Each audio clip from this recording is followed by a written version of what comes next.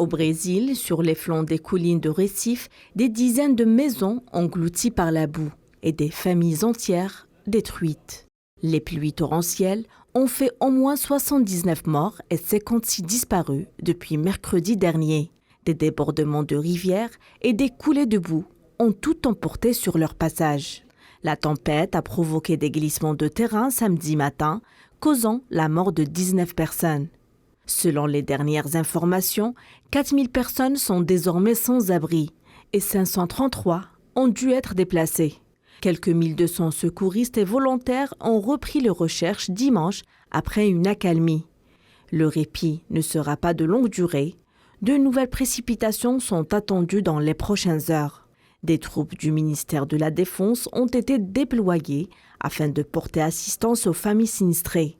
L'état d'urgence a été proclamé dans 13 municipalités et près de 500 000 € vont être débloqués pour les régions les plus touchées.